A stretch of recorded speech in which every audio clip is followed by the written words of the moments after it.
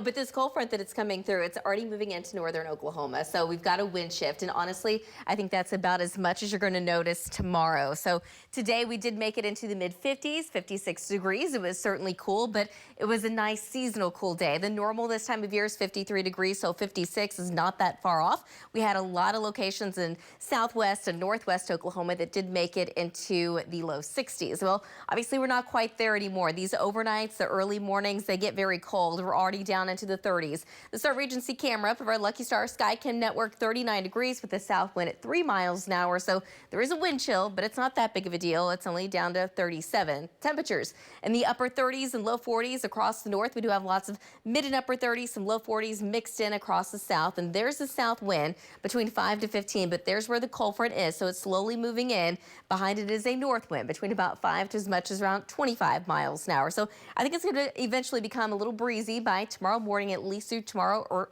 early afternoon, but later in the day that wind will subside. So the cold front moving through for most of us, not until well after midnight at this point.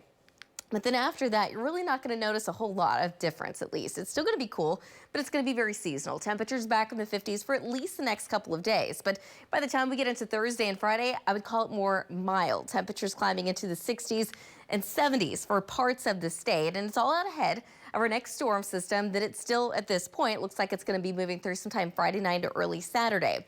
So rain and storms at this point look like it's going to be more likely across eastern Oklahoma.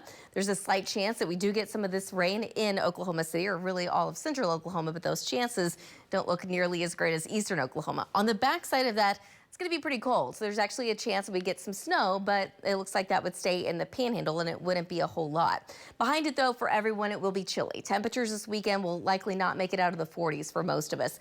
That's actually going to hang around through at least about midweek of next week. And then eventually we're going to transition from chilly to just plain cool. So temperatures back down into the 50s. But as far as rain or storm chances or even snow chances, any kind of precipitation over the next at least week and a half or so, it doesn't look all that great for us. So it's looking drier and drier.